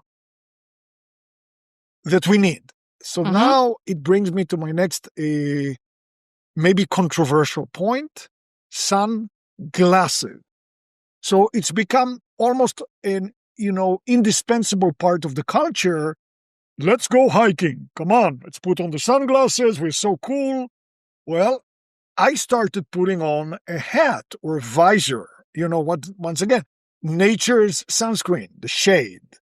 But I don't put sunglasses anymore. Can you talk a little bit about that? Because I know that's going to be a little bit of a point. I would love to, yeah. So I think so many people just think that it's like a fashion statement, not realizing that they're harming their health when they're wearing sunglasses. And this actually ties back into the sunburning question earlier, because you might remember that I told you when you get UV light into the eye, you make POMC in the brain, but you also make POMC in the skin when you get UV light exposure on the skin. So when you get coordinated UV light exposure into the eyes and onto the skin, we're doubling the dose of these melanocyte-stimulating hormones that we need to make new melanin.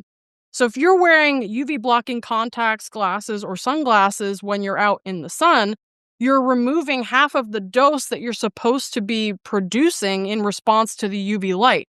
And so, some of the basic studies we're going to do when I eventually start the light lab in a year or two is we're going to directly look at this, because many dermatologists online will say there's no evidence that sunglasses increase risk of burning, but there's actually a very strong mechanistic first principles link here.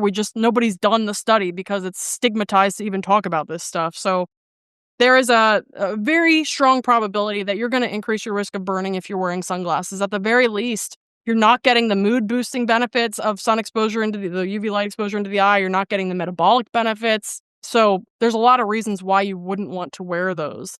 In addition, though, when you wear sunglasses, again, going back to the beginning of the conversation, I told you how important it is to get bright full spectrum light into your eyes from the environment during the daytime. When you wear sunglasses, you're taking that 100,000 lux and you're bringing it down, right? So that's the last thing you want to do if you're looking for the mood boost, for the cognitive benefits, the serotonin production benefits. We want to sense that bright light in the environment in order to get those kind of outputs from the brain. And so that's another big issue with sunglasses. So I just think, I think it's become just a very casual thing to throw on a pair of sunglasses. People don't really think about it.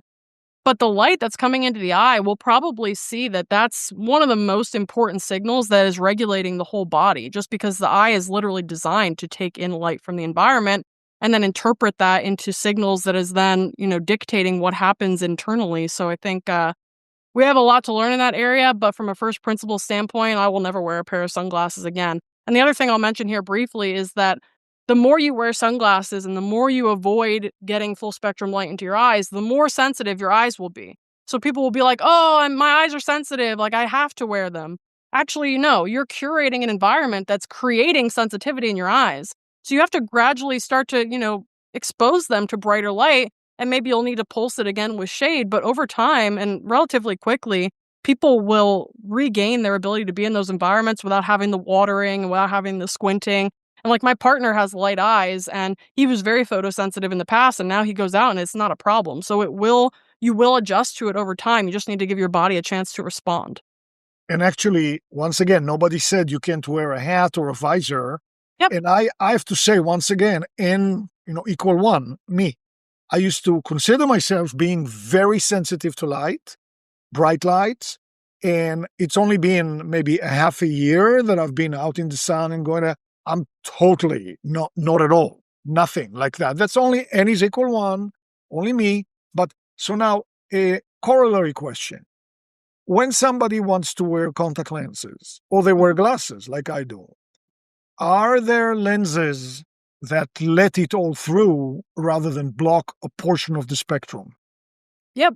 Yeah. So I love to talk about this because, of course, if you can have naked eyes, that's going to be the best option. But for when you can't, there are a couple options. So for contacts, Dailies Total One, they come in a purple and white box. Those are the best option because, and of course, they just happen to be the most expensive as well, but they're the most breathable and they do not have added UV blocking. So you're going to be getting mostly full spectrum light. You may get some UVB blocked, but you're going to be getting most of it through. From the glasses standpoint, what you can do is you can request CR39 lenses in your glasses. So we've tested this at America's Best and Lens Crafters, and they didn't give us a problem. I've had some people reach out saying that their eye doctors were fighting them on not getting UV blocking added, like the coating added, but it seems like hit or miss, so you might need to shop around a little bit. But the CR39 lenses are way more light permeable. They let about 60% of UV light through compared to glasses with the UV coating let next to no UVB light through at all. And some UVA, but mostly that's blocked as well. So the CR39 lenses, as long as no additional coating is added, are going to be your best bet from a glasses standpoint. And I know Viva Rays sells UV permeable glasses. Basically, they're just prescription lenses with CR39 material used. And so if you can't find an eye doctor that will do that, you can order them, the glasses from them, and then you don't have to worry about it. If I'm not mistaken, Viva Rays also has this magnetic adhering lenses. So you have 3 types of lenses. They do. One, the light blue blocking for the daytime, one for the nighttime, and one red. Is that? Yep. Yeah. Yep, that's right. They have a few options. So they have just the standalone daytime and nighttime ones. They also have the magnet ones so that you can just have basically the same pair you wear all day, and then you can just switch out the, how much blocking you need. So those are all options from them. The only thing for me is because my skin is on the oily side, and when you add the magnet piece on, they get heavier. So like for me, it's like slide. They slide. So it's annoying, but I had the Viva Rays guy on my podcast, so so sweet. They insisted on sending me a pair, and since then I bought another one, and I don't suffer from that. So for me, that's good. Yeah. That's good. Yeah, because they have really nice frames. I feel like they're made very well compared to some other blue blockers on the market that are like maximum price and they're like cheap quality. I feel like Viva Rays actually does a good job. Okay, listen, so much to talk about. I know we can be here for 6 hours without even batting an eye, but let's talk about cold exposure and cold in general. By the way, it kind of goes back to what you said before about being exposed to blue light indoors and wearing glasses but being exposed with your skin. If it's a little cooler inside, you will have more of a tendency to cover up. So maybe that's a double benefit.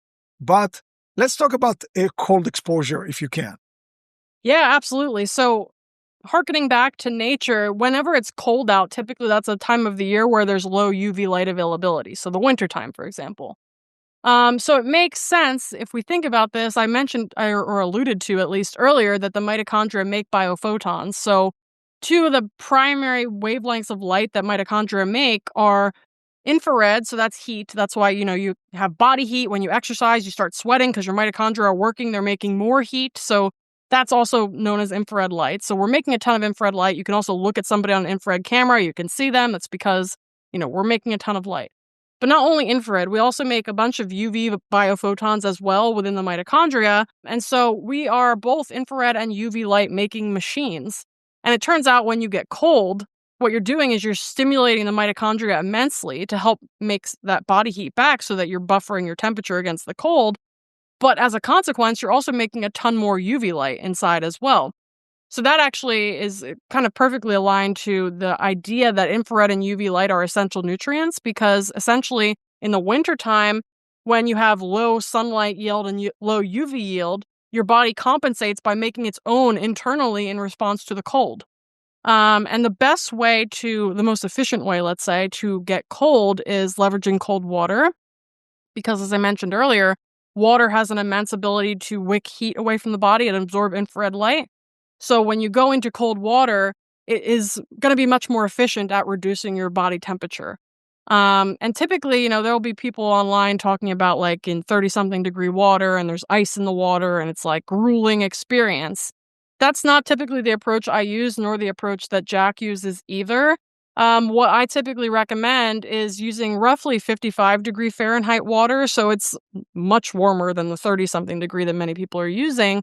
But the benefit of that is that you can actually do longer sessions without, risking harm to your body or your tissues. So typically what I'm doing now, starting in like March or April, what I'll do is at least twice a week, but up to 4 times a week, I'll do 55 degree Fahrenheit water for about 25 to 45 minutes. I'll be in there. And what that does is that if you're in the water for a short period of time, you reduce your skin temperature, but you actually increase your core temperature because all that blood gets pushed inside. So when you're able to stay in for a bit longer at this slightly warmer temperature, what you're going to do is you're gradually actually decreasing your core temperature as well. And the benefit of that from a biophysics perspective is going back to what I said earlier about the body being made of semiconductors. Well, anybody in Silicon Valley or in the chip making regions of the economy, they know that if you're going to work with semiconductors, you typically do it at cold temperatures because they work better. In the same kind of ilk, when we lower our core temperature, it helps the semiconductors within our bodies to also work better. That includes things like melanin, like proteins that are translated from our DNA, DNA itself. There's a ton of semiconductors throughout the body, collagen, apatite. Becker is the one who found out that bone is a light-emitting diode, an LED, that's composed of a P-type and N-type semiconductor. So the P-type is collagen, the N-type is apatite.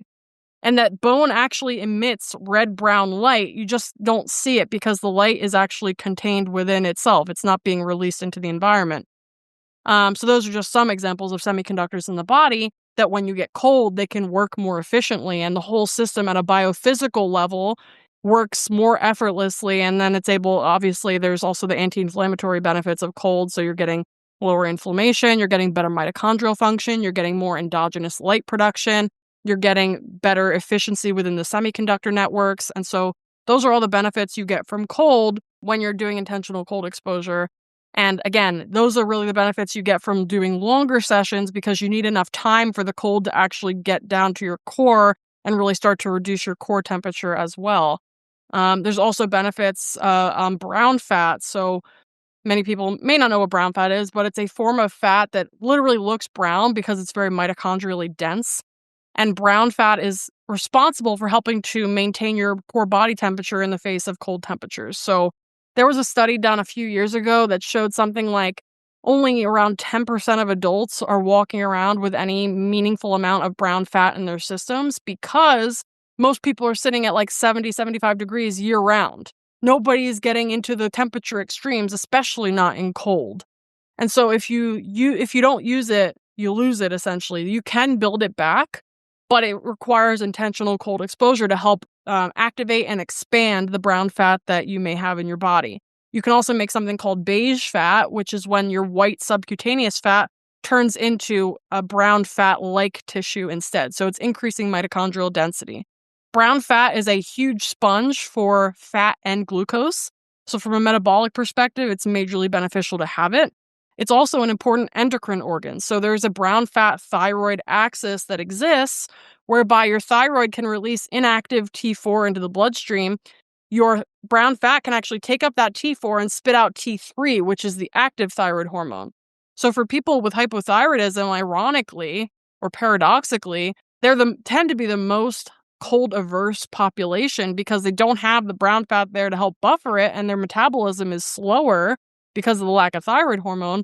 But this is actually the population that could benefit some of the most by leveraging cold, because they're going to be able to build back some of that brown fat that can then help them to convert their hormones to allow them to increase their T3, the active T3, which is supporting metabolism directly and brown fat thermogenesis or heat production as well.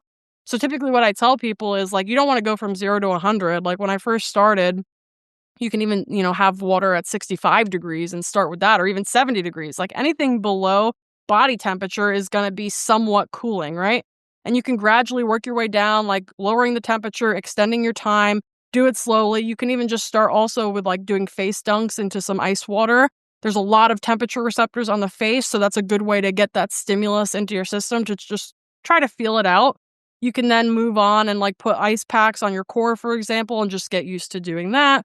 And then you can start with the 65 or whatever degree water and gradually work your way down. And that's going to be building up your tolerance and resilience by helping to boost that brown fat and beige fat, which is going to allow you to make heat in response to cold, which is going to make the experience less painful and more enjoyable for you. There's also incredible neurochemical benefits from cold. So when you get cold, you get a huge boost in norepinephrine and dopamine. Norepinephrine is the neurotransmitter of motivation and drive. And dopamine is the neurotransmitter of the reward when you get to the destination. So by willingly or voluntarily engaging in cold exposure, you get this incredible neurochemical benefit that mimics what you get from something like Adderall, but you actually get even way more of a boost than you get from a drug like Adderall in norepinephrine and dopamine. So it's a great thing for mental health. It's a great thing for mood, for focus. I usually tell people I would dare you to get into a cold plunge and then be in a bad mood after. It's almost impossible, especially because there's also the psychology of just doing something hard that you didn't want to do, but doing it anyway is very good. It's like a muscle you have to work out.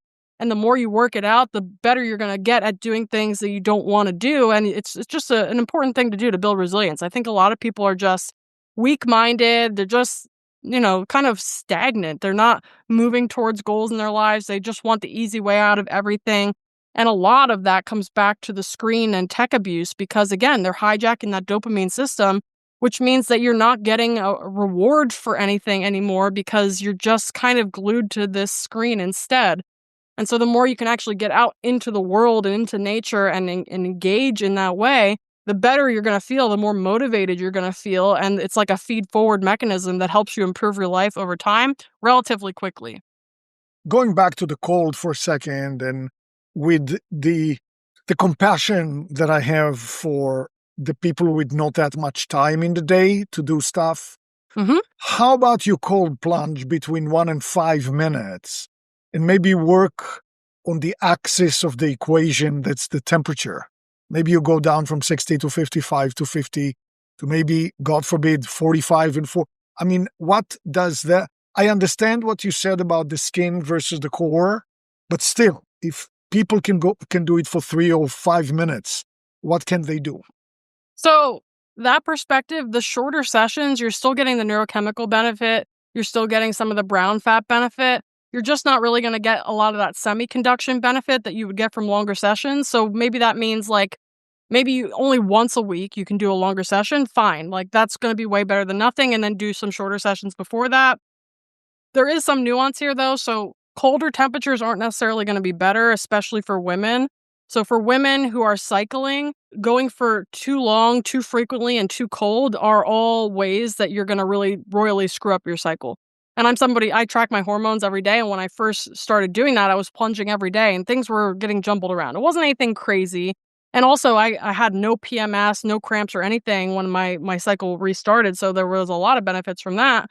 But by simply just doing every other day instead of daily, I was able to remove that kind of crazy shift that was going on, but still get the benefits with regards to luteal phase at least. So there's going to be some level of individuality for women where you kind of have to play around with frequency and timing, temperature, but typically 55 degrees isn't a huge stressor for anybody. It's going to feel cold, but you get used to it within a couple minutes really. So it's not going to feel like it's a super intense stressor on the body. Men, on the other hand, can tolerate longer, colder, more frequent. So like you can play around with that. There is one actually interesting piece of research that came out showing that if you do cold exposure for men, cold exposure followed by exercise gives a dramatic boost in testosterone levels. For women, the cold alone is enough to boost the testosterone, interestingly enough. So there's some dimorphism here. So for men, if you want to do shorter sessions or longer sessions or colder temperatures, you can do that. But if you're looking for the hormonal benefits, the literature would recommend that you do some form of exercise after that, whether it's walking or HIIT or lifting, whatever you want to do, really. Biking would all be, valid modalities to help give the hormonal benefit as well. And yeah, for both sexes, you want to definitely work your way down. But for women, I don't typically recommend much colder than 50 degrees. It's not necessary, and it's not usually fun for people anyway. I mean, once in a while, maybe, but yeah, I think 50 to 55 degrees is ideal, and especially for cycling women. And then for men, if they want to go colder and do ice plunges and things like that, you can go for it. Just try to squeeze in some exercise afterwards to naturally warm your body back up, and you can get the hormonal benefit while you're at it. What about the marriage of sauna and cold plunge? I heard the interview with a Danish researcher. You may have heard it too. I think it was Huberman who would, interviewing her. She was talking about, and again, I know it's done very much in the Nordic countries, sauna, maybe 10 to 15 minutes, followed by cold plunge, maybe a few minutes, sometimes with another cycle. But she said, finish with cold. Mm-hmm. Do you have any thoughts about this? Yeah, I agree. Was it sober? Yes, it was. Yeah, so it makes a ton of sense that the Scandinavians would discover this, right? Because for a period of the year, they have virtually no sunlight and they get no UV light for a period of the year. So by innovating in sauna and cold, the sauna is giving them infrared light, which you would naturally get from sunlight, and the cold is allowing you to make your own infrared and UV light. And so it's a great way to offset poor light conditions from the environment. I totally agree with sauna and then plunge. And if you want to continue the cycle, you can do that. But ending on cold is important if you want to get the metabolic benefits, because it forces your body to warm itself back up versus leveraging the sauna to heat your body back up for you. And so for those metabolic and glucose clearance benefits that you get from cold, ending on cold is imperative. And yeah, you can definitely do contrast therapy. I think it's really good for working out the vascular system, because you're getting this expansion and contraction of the vascular tree, which is essentially working it out. It's also made of muscle. It's just smooth muscle. But the more you can get that moving, the more you're going to prevent things like cardiovascular disease, atherosclerosis, etc. And then, of course, you're getting, the detoxification benefits of sweating. You're getting the metabolic benefits of cold. You're getting the mitochondrial benefits of the infrared light from the sauna. You're getting the semiconduction benefits and the mood benefits from the cold. So there's a lot going on there. I think typically for people with existing heart conditions, contrast therapy isn't usually recommended. And even treading lightly to start, at least with cold exposure, is typically prudent as well in these people, just because, their system is usually not very malleable and flexible to stress. So you kind of want to be gradual with it. But for healthy people, contrast therapy is definitely something you can incorporate that I think it also makes it just a bit more stimulating too, because having that ability to go from feeling super hot and then the refreshing cold and then getting cold, there's something nice about that contrast that, it's very supportive from a mental health standpoint and a physical health standpoint as well. We never got into water. We didn't have the scope for it yet, but I believe that also sweating in the sauna, sweat itself expels, again, we didn't really cover it. So what is it? What the heck is it? Deuterium depleted water, out of our body, which is beneficial. I don't know that we have the scope for that, but sweating is good from that standpoint, right? Yeah, so sweat is deuterium enriched. So it helps your body to deplete deuterium. So just briefly, deuterium is a heavy form of hydrogen. The amount of deuterium in your drinking water varies depending on what latitude you live at. High latitudes, lower deuterium. Equatorial latitudes, higher deuterium. Deuterium is enriched in plant foods, roots and fruits, starches, and is depleted in animal foods. At more northern latitudes, we're really only meant to receive deuterium during the part of the year where we can grow and eat plants. of course, now in the modern environment, we have access to any food at any time of year. And so a lot of people, especially if you're eating processed foods, are eating deuterium bombs, and then they're never sweating. They're never getting out into sunlight to help them remove that deuterium. And deuterium clogs and gunks up mitochondria. So if deuterium levels get too high in the tissues, it creates mitochondrial dysfunction, which then begets more deuterium overload and more inflammation and more disease. So on the converse to that, deuterium depletion is being used in the treatment of cancer and diabetes right now, but there's a large scope for other diseases as well to actually reverse some of the root causes of the disease at the mitochondrial level. And so that's why if people have heard of deuterium depleted water, it's something that is leveraged within these clinical trials, for example, to help ameliorate these two disease types. And for people who are interested in that, I'll just make one brief note that the concentration of deuterium in the water is important. So you don't want to just drink straight deuterium depleted water, because the deuterium in the bloodstream actually plays an important role. The blood is the most enriched source of deuterium in the body. The tissues have the least. So wherever there's mitochondria, the deuterium goes away from that ideally. And so it's concentrated in the blood, where red blood cells have no mitochondria, so they don't have to deal with this issue. But when you're sweating, what you're doing is you're pulling water out of the blood volume. And because that's deuterium-enriched water, what you're effectively doing is removing the deuterium-enriched water from the body. And then what you have to do in order to establish equilibrium is to pull deuterium out of the tissues to reestablish the right concentration of deuterium in the blood. So in effect, you're depleting deuterium from your tissues when you sweat. And similarly with the drinking water is directly in homeostasis with your blood volume. And so if you're drinking deuterium depleted water, and the ideal range is between 105 and 120 parts per million, that's going to very slightly reduce the blood deuterium levels, which then results in the deuterium being pulled out of the tissue to restore the roughly 150 parts per million concentration in the bloodstream. So those are a couple different ways. Obviously, when you're sweating, you're releasing deuterium. There's also some evidence that when you're getting exposed to full spectrum sunlight, it also helps to remove deuterium from the water in the body as well. And so there's just a couple things there. It also makes sense too, because when you're in an environment like, let's say it's summertime and there's more plant foods available, there's more deuterium in those foods. You're eating that, but the body has the ability to handle that deuterium load better because the sunlight quality is better. Versus in the wintertime when there's no plant foods available and you're meant to be eating animal fats and proteins, which are low deuterium foods, that helps your mitochondria work better in the absence of full spectrum like UV light and like more intense, longer days. And so eating seasonally is a natural way to optimize your deuterium intake for your environment.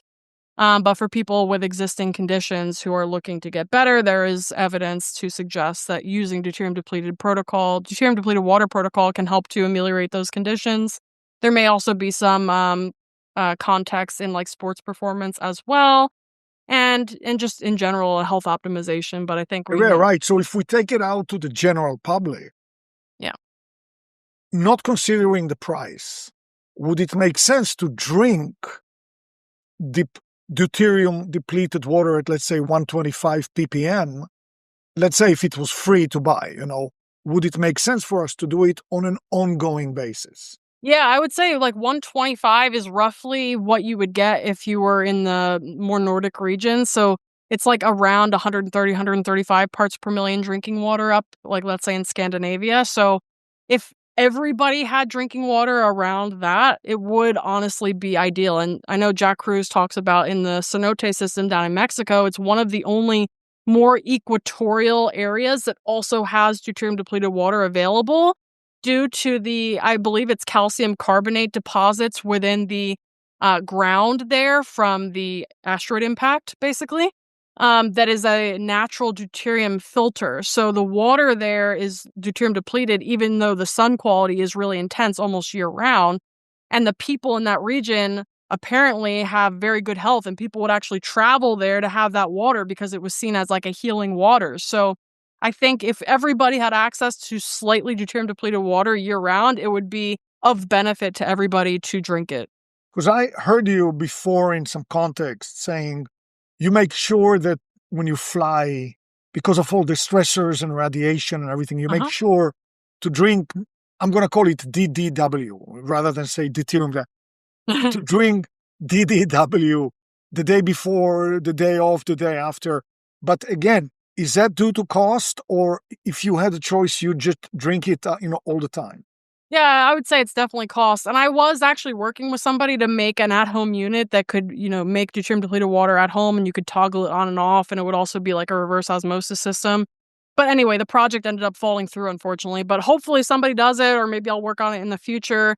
Because I think if we could drink 125 to 135 parts per million daily, that would probably be the sweet spot to helping buffer the system against disease, especially in the modern environment. So yeah, I think that would be prudent if we can make that not cost prohibitive for people. It would be a really great asset from a health optimization and a disease remediation perspective.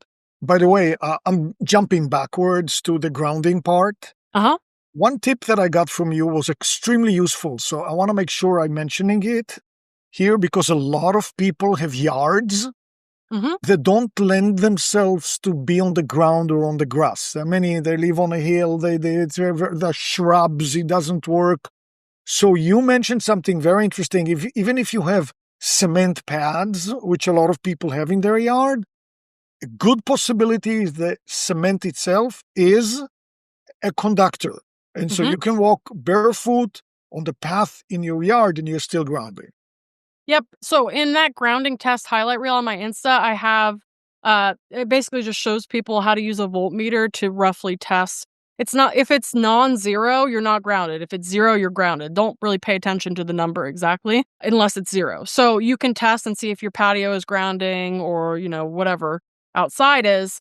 The only issue is with patios, sometimes they have plastic liners that are underneath them. So in that case, it would block the grounding force. But as long as that's not the case, you can ground through cement, you can ground through stone, sand, grass. So those would all be, valid ways to ground. Dirt, obviously, as well. But if you, don't test guess, you can always use the meter and you can see if you are indeed grounding, and then you just know for sure.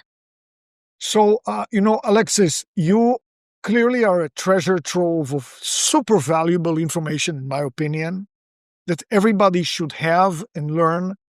I can already say that there's a very, very useful ebook that you wrote, and I'd like to know how people can get to it, how people can get in touch with you, learn from you, besides just looking for you on YouTube, where you have a lot of presence.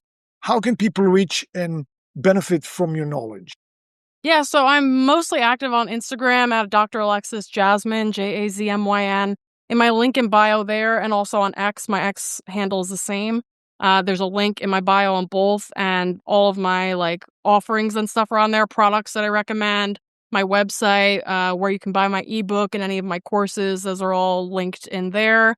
Other than that, I have a podcast called Undoctrinate Yourself. So usually I'm posting weekly on there, and topics ranging from science, medicine, spirituality, and other things as well, just trying to kind of break out of the box. So I think the whole purpose of calling it Undoctrinate Yourself was really to start asking questions and just getting curious again, instead of just going along with the status quo and taking things for granted as being true, but actually questioning things and looking at things with kind of a first principles lens, and also with kind of just fresh eyes. I think a lot of us can get just kind of jaded and we're told certain things over and over again, and we just subconsciously believe they're true without even questioning it. So just starting to question things again, I think is really, really healthy, and not just going along with things because the tribe is or whatever else. So the podcast is on there. It's on Spotify. YouTube, though YouTube is really annoying, and I have to censor a lot of my episodes on there because we talk about some controversial stuff. So typically there's a bit of a lag with the YouTube channel relative to Spotify, but you can find the episodes on Spotify. There's also a Patreon. If you want first access to it, you can join the Patreon for $5 a month. Yeah, those are some of the main things. I also go on other people's podcasts quite often. You could probably just search my name and find a bunch of episodes that way. Yeah, I think those are most of the things that I'll mention for now. I'm if there's anything else that I'm missing, actually, I guess there's my mailing list. So if you go to that link in my bio, you can sign up for my mailing list. Sometimes Instagram overlords don't love me. So if you want to stay abreast of what I'm working on, you can sign up for the mailing list, and then I'll send any meaningful updates out, usually once a quarter or maybe. How do you sign up? for the mailing list? Yeah, it's just a link. If you like scroll down in my link in bio, there's a link that says sign up for emails from me, and then you could just put your email in, and then anytime I send out an email to the list, you will get all the updates that are there, like any new courses that are coming out. For example, in like 2 to 3 weeks, I'm launching a new course with a friend that's going to get into the history of corruption in science and medicine, which I'm really excited about. It's kind of a little twist on what I usually talk about, which is the actual science, but actually understanding how we got to where we are today is something that I've been very interested in unpacking over the past year. And so I'm going to share some of that with people. I'm also launching a mentorship roughly in September, which is going to be could be for lay people, but I have a lot of doctors, providers, nurses, things like that that are interested. But we're going to go from like laying the foundations of the scientific knowledge. So literally starting with like biology, chemistry, organic chemistry, biochemistry, developmental biology. And then from that foundation, we're going to be building out the circadian and light biology and the quantum biology and the mitochondrial medicine. Because what I've noticed online is that there's a lot of like influencers in the quantum and circadian space that, they may have some good information, but they don't have a strong foundation of understanding to actually look at things from a first principles perspective. It's ultimately like they're regurgitating what they heard from other people. And it may be true, but I feel like it's slightly just a shell of what it could be. So I'm trying to address that issue by helping people that don't want to go necessarily do a 4-year undergrad degree in this stuff to get at least the foundational basics they need from each subject to then build off of. So that's coming down the pipe in like the fall, and that will probably be like 12 weeks or more. It's going to be pretty rigorous. And so, yeah, those are some of the main things that you can look out for. I also have other courses that are pre-recorded that you can self-guide yourself through at this point, as well as the ebook, which is available in English and Spanish. So much information, so good, so important. Thank you so much for taking the time. It was great to have you here. Thank you for having me. This was fun. All right. I'll talk to you soon. All right. Bye. Thanks for joining me today. Click the subscribe button for more video. Got a question or comment? I love questions and comments. Leave yours below. And here's another video you've got to see.